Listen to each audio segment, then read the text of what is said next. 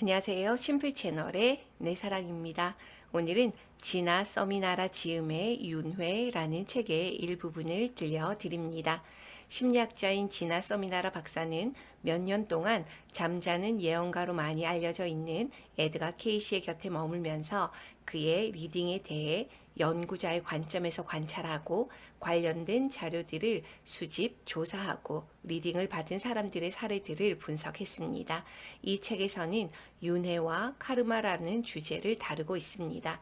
최면을 통해 잠자는 예언가인 에드가 케이시의 라이프 리딩은 환경이나 유전 요인 등 원인 불명이었던 수많은 삶의 문제점과 질병에 대한 대답과 그들의 건강, 결혼과 이혼, 불륜, 외로움 등의 문제, 부모 자식 간의 갈등, 직업 선택과 성격 등 갈등과 관련된 내용을 다루고 있습니다. 오늘은 이 책의 내용 중 부모, 자식의 카르마에 대한 내용을 읽어 드리겠습니다. 본격적으로 시작하기 앞서 구독과 좋아요, 알람 설정까지 정중하게 부탁드리겠습니다. 바로 시작합니다. 제17장 부모 자식의 카르마. 예로부터 가정은 아버지 또는 어머니가 통치하는 군주국이었다. 그러한 통치권은 오늘날에도 그대로 존재하고 있으며 실제로 그 힘을 발휘하고 있다. 유물적 관점에서 본다면 아이는 부모의 재산으로 보인다. 어머니의 희생과 노동으로 창조되고 아버지의 노고와 희생으로 부양된다. 부모는 자식보다 육체적으로 강하고 보다 성숙해 있으며 훨씬 크기 때문에 자식을 지배하는 것은 어버이의 권리라고 하는 것이다. 그러나 사실 영적으로 보았을 때 자식에 대한 어버이의 지배권이란 없다. 모든 생명은 넓고 넓은 영적 사회에 있어서 평등한 구성원이다. 영적으로 말한다면 어버이는 그 자식을 소유하고 있는 것도 창조한 것도 아니며 다만 아이를 이 지상의 삶으로 나올 수 있게 한 경로에 불과하다. 신비로운 작용이 부모의 내부에서 일어나 그것이 어느 순간 그들을 서로 결합하게 하고 그리하여 같은 신비로운 활동이 시작되고 그것이 또 하나의 육체 탄생을 가져오는 것이다. 그 육체 역시 우리와 마찬가지인 영적 존재가 들어 사는 집이 된다. 잠시 동안은 그들은 말할 줄도 모르는 무력한 존재이다. 우리가 그들에 대해 책임감을 느끼며 알뜰히 돌보아 주는 것은 보람 있는 일이다. 이 일이 우리를 희생과 사랑으로 가장 깊고 따뜻한 정으로 이끌어 준다. 이것은 어떤 형태의 소유나 지배로 발전하지 않는 한 그대로 좋은 것이다. 칼린 지브라는 그의 시 예언자에서 이렇게 노래하고 있다. 당신의 자식은 당신의 자식이 아니다. 생명의 그리움의 아들이며 딸이다. 당신을 거쳐서 오지만 당신에게서 오는 것은 아니다. 당신과 더불어 있지만 그래도 당신의 것은 아니다. 당신은 당신의 아이가 살아있는 화살로서 내쏘아지는 활이다. 부모로서의 알뜰한 사랑의 정과 그것을 초월하는 통찰의 균형, 이것이야말로 자식에 대한 부모의 가장 이상적인 태도이다. 는 모든 인간, 모든 영혼이 평등하게 창조되어 있다는 근본적 진리를 인정함으로써만 가능하다. 케이시 리딩이 즐겨 쓰는 표현에 따르면 부모란 생명이 흘러 영혼이 육체로 깃들어지기 위한 물길이다. 여기서 결혼 관계란 분명히 성적인 관계다. 즉 케이시 리딩의 견해는 성적 행위는 그 자체에 있어 신에게 바쳐진 거룩한 것이라는 힌두교의 견해와 일치한다. 불행하게도 옛 그리스도 신학은 성은 본래 죄라고 함으로써 성의 심리적 그늘이 드리워지게 했다. 창세기의 그 상징적 이야기를 그릇 해석했기 때문에 모든 인류는 아담과 이브의 원죄를 짊어지고 있다고 여겨온 것이다. 결혼식이 인체에 감춰져 있는 신에게서 주어진 자연의 기능에 대한 이러한 일그러진 관념은 그것이 주는 심리적 영향이 매우 크고 억압이라든가 죄악감 및 그 밖에 아주 심각하고 뿌리 깊은 갈등이 생겨나게 하기에 이른 것이다. 이 말은 자유연애나 성적 방종이 옳다는 말이 아니라 성의 창조력이 신에게서 주어진 특권임을 충분히 이해해야 한다는 말이다.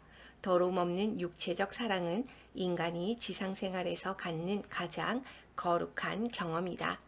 이런 견해가 많은 리딩에서 강조되어 있다. 어떤 부인의 부탁을 받고 리딩은 영혼의 준비 그 자체가 창조적이며 육체적 준비와 마찬가지로 중요하다는 것을 깨달아야 한다고 했다. 또한 아직 아이를 낳을 가망이 있는지 없는지를 물어온 36세의 부인에게는 다음과 같이 말한다.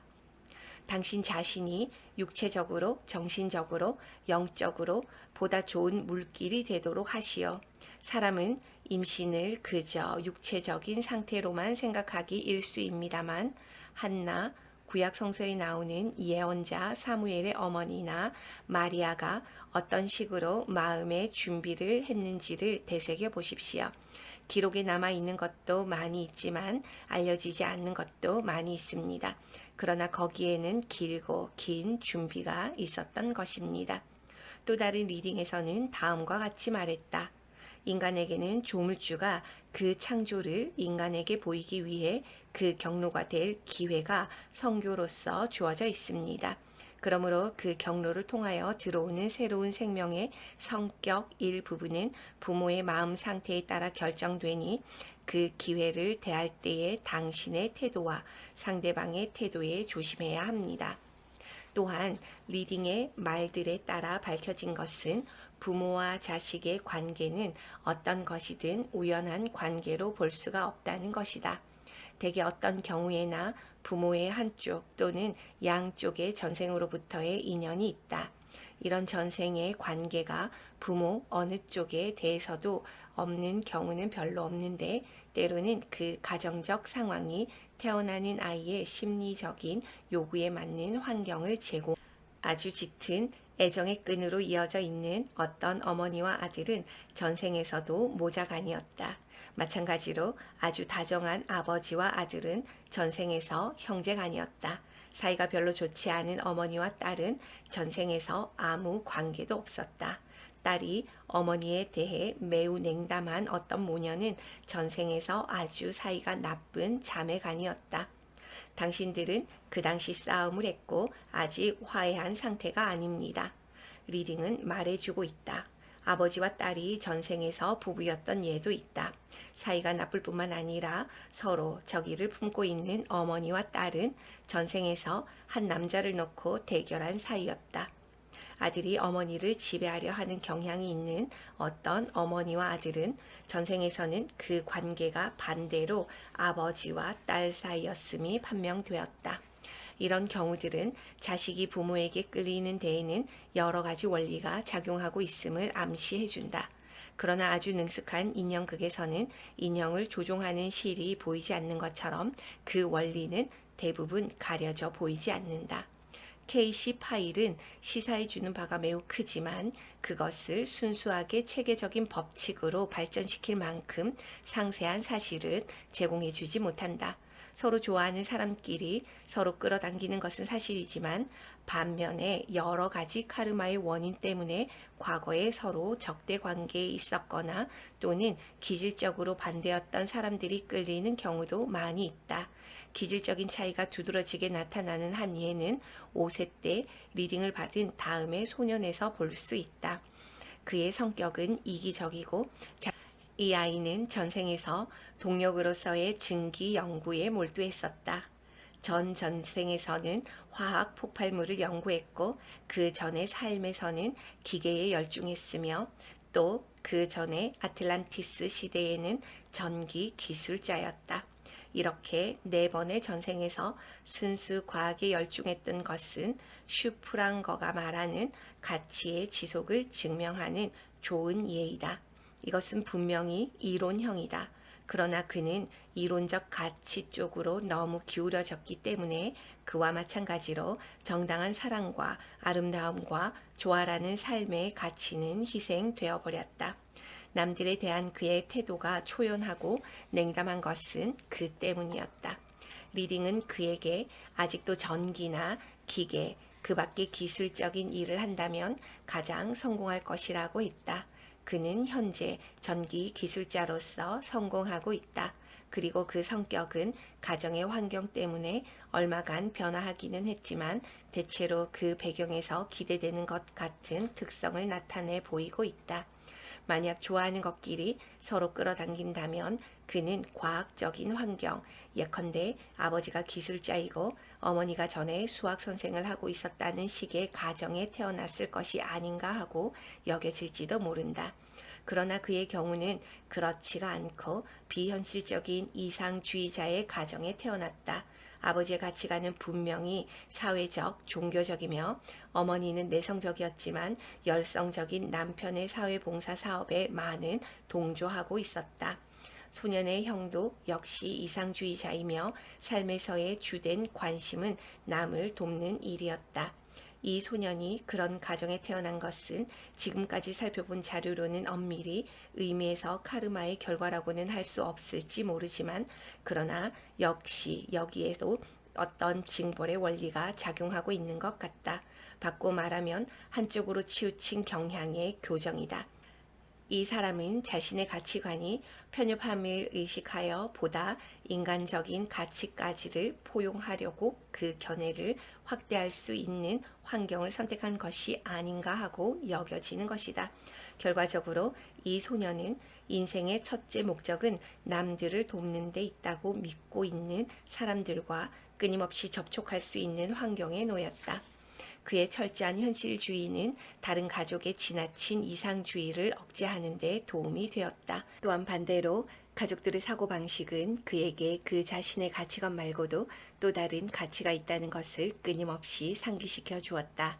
이런 경험은 그의 기본적인 가치관, 즉 순수 과학의 탐구라는 가치관을 완전히 바꿔놓지는 못했지만 그래도 그의 인격을 과거보다는 덜 이기적이고 사회적으로 돌려놓았다는 점에서 효과가 있었다. 그러므로 그의 부모를 선택했을 때에 의도했던 교정이라는 목적은 적어도 부분적으로는 달성된 것 같다. 태어나는 아이는 부모를 자유롭게 선택할 수 있다는 견해를 케이시 리딩은 상당히 잘 입증해주고 있다. 아직 충분히 진화하지 못한 영혼은 좁은 범위에 선택받게 하지 못한다는 것도 여러 가지 예에서 나타난다. 아무튼 부모의 선택은 태어나려는 영혼의 특권인 것처럼 여겨진다. 이제부터 태어나려는 영혼이 왜 일부러 빈민가나 타락한 부모 또는 불구의 몸, 그 밖에 불리한 환경을 선택하는지 쉽게 이해가 가지 않을지도 모른다. 피상적으로 생각한다면 그런 선택은 심리적으로 있을 수 없을 것 같다. 그러나 면밀히 분석해보면 거기에는 심리적인 모순은 전혀 없는 것이다. 이런 상황을 자기가 갑자기 뚱뚱해지기 시작했다는 것을 깨달은 사람의 경우에 비유할 수 있을 것이다. 보험회사에서 뭔가 제한 조건을 들고 나온다든가 여성이 청혼을 거절한다든가 옷이 작아져 입을 수 없게 된다든가 하는 일들로 그는 갑자기 자기가 살이 찌기 시작했다는 것을 의식하게 된다. 그래서 그는 몸무게를 조절하기로 결심하고는 어딘가 적당한 몸무게 조절 전문가를 찾아가서 지도를 받는다. 6개월 뒤에는 허리가 다시 가늘어지고 심장 기능도 정상으로 돌아가 그의 목적이 일단 달성된다. 영혼도 이와 같은 상황에 있을 수가 있는 것이다. 일부러 고통스러운 환경을 받아들이려고 결심하는 것은 인간으로서 생각할 수 있는 일인 것이다. 사람은 많은 경우에 목적을 달성할 수 있는 길이라고 여겨지면 고통스러운 길도 선택하는 것이다. 기묘하게도 이 선택의 자유는 아이가 어려서 죽는 문제와도 어떤 관계가 있는 것 같다. 리딩에 따르면 보통 영혼은 태어날 때 자기가 선택하는 부모에 따라 자기가 이제부터 처해질 지상의 환경이 어떤 것인가를 예언할 수가 있다. 그러나 인간의 자유의지에 따라 미래의 일들 모두를 예견할 수 있는 것은 아니다. 따라서 어떤 영혼은 태어난 후에 자기가 태어나기 전에 가졌던 기대에 부모가 따라줄 것 같지 않다는 것을 발견할지도 모른다. 그런 때에는 영혼이 자기가 태어난 내적 목적이 예상과는 다른 환경 때문에 달성되지 못할 것임을 깨닫고 물러가 버리는 것이다. 이런 사정을 뒷받침해주는 좋은 예는 전생에서 아주 일찍이 죽었다는 한 소녀의 경우이다.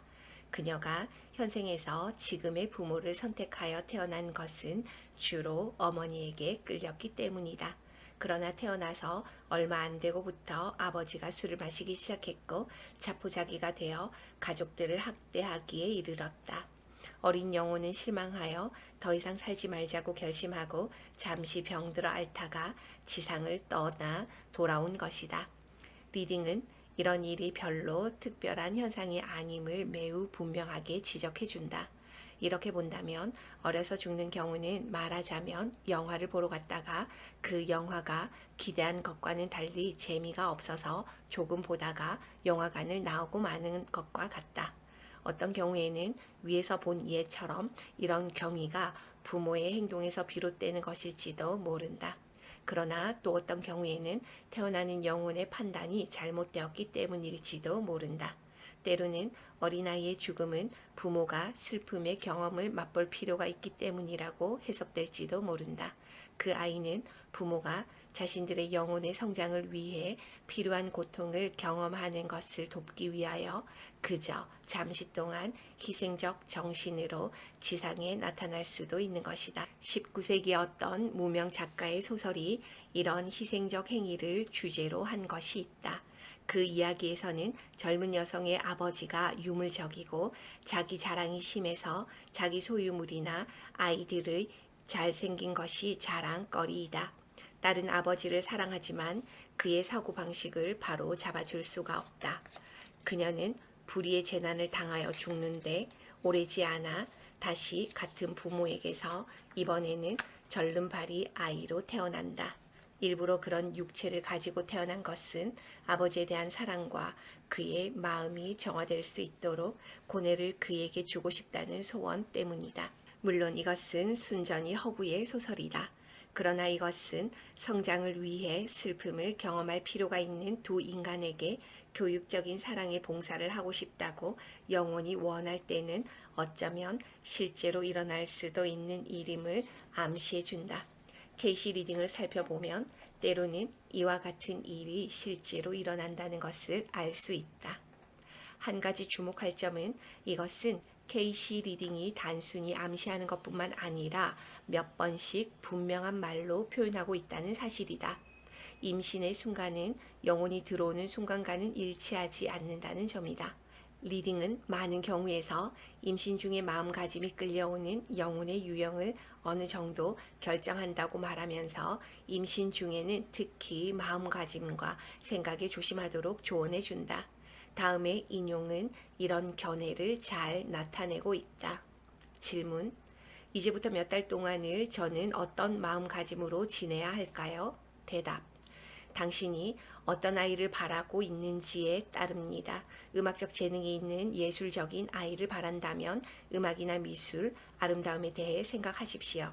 기술자가 될 아이를 바란다면 기계를 생각하고 기계를 만지시오. 그런 것이 무슨 효과가 있을까 하고 생각해서는 안 됩니다. 모든 어머니들이 알아야 하는 것이 있습니다. 그것은 임신 중에 태도는 그 부모를 거쳐 태어나는 영혼의 성격과 밀접한 관계가 있다는 사실입니다. 그리고 케이시의 데이터로 미루어 볼 때 영혼이 육체로 들어오는 것은 탄생 직전이나 탄생 직후 또는 탄생과 동시인 것 같다. 어떤 경우에는 태어나서 24시간이 지나서야 영혼이 들어오는 경우도 있다. 생명의 알맹이인 영혼 없이 육체가 존재할 수 있다고 생각하는 것은 일견 기본적인 윤회론의 견해와 모순되는 것처럼 여겨질지도 모른다. 그러나 여기에는 별로 모순이 없다. 신비학자들은 육체를 수레라고 부른다. 이 말에서 연상되는 유추를 써본다면 운전기사가 아직 차에 오르기도 전에 자동차는 이미 완성되어 있고 그 자동차의 시동이 걸려 엔진이 이미 돌아가고 있는 경우도 충분히 생각할 수 있는 것과 마찬가지로 육체 속에 들어와 그 활력의 원천이 될 것이 아직은 들어와 있지 않아도 육체가 조직적으로서 완성되고 그 유기적 생명 작용이 이미 일하기 시작한 경우도 생각할 수 있는 것이다. 물론 유추에 의한 추론이 그대로 단정적인 결론이 되는 것은 아니다. 우리가 이런 추론을 하게 되는 것은 오로지 케이시 리딩에서 여러 번 이상과 같은 단정적인 설명을 보았고 한편 생명의 과학적 정밀성을 가지고 그것을 설명할 수가 없기 때문이다. 어떤 사람이 케이시에게 영혼이 들어올 때까지 육체는 무엇으로 살아있는 것인가요? 하고 당연한 질문을 했다. 대답은 모호하다고는 할 수 없으나 일종의 수수께끼 같다. 정령입니다. 물질의 정령, 곧 물질의 원천은 신이니까요. 이것이 대답이었다. 이런 문제에 대해서는 다른 많은 문제와 마찬가지로 앞으로 더 많은 투시적 연구가 필요하다. 어린 시절, 부모 자식의 관계, 탄생 등에 관한 케이시 리딩 속에 들어있는 다양한 설명의 의미를 끝까지 추구하면서 이런 종류의 연구를 밀고 나갈 때 우리는 분명히 우생학, 아동심리학, 인종계량학 등의 새로운 과학 영역을 개척하게 될 것이다. 탄생은 겉으로 보기처럼 우연한 사건이 아니다. 또 어린 시절도 가볍게 부수적으로 다루어질 것이 아니다. 이 점에 대해서도 많은 다른 영역들과 마찬가지로 케이시 리딩은 새로운 탐구 영역을 가리키고 있으니 앞날에 큰 희망을 가질 수 있다. 오늘은 여기까지 읽어드립니다. 다음에도 다양한 이야기로 만나겠습니다. 끝까지 시청해 주셔서 감사드리며 마지막으로 구독과 좋아요, 알람 설정까지 부탁드리겠습니다. 감사합니다. 이상 심플 채널의 내 사랑이었습니다. 오늘도 내일도 심플하게.